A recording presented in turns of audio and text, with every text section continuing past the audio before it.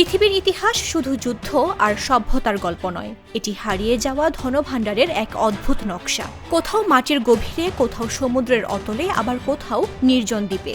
শতাব্দীর পর শতাব্দী ধরে লুকিয়ে আছে এমন সম্পদ যার কিছু আজও অধরা, কিছু আবার আকস্মিক ধরা দিয়েছে মানুষের হাতে। এগুলো কেবল সোনা রূপা নয়, বরং হারিয়ে যাওয়া সভ্যতার নিঃশব্দ সাক্ষী। কানাডার ওক আইল্যান্ড আজও ট্রেজার হান্টারদের কাছে এক রহস্যের নাম।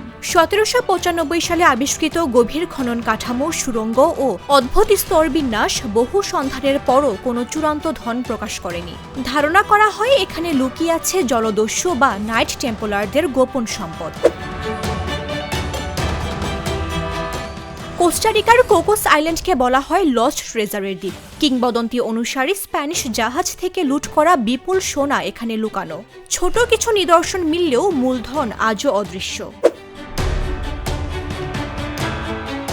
ফ্লোরিডা কিচে ডুবে থাকা জাহাজ নিউস্ট্রা স্যান্ড্রা ডি অ্যাটোসা থেকে উদ্ধার হয় কোটি ডলারের সোনা ও রত্ন।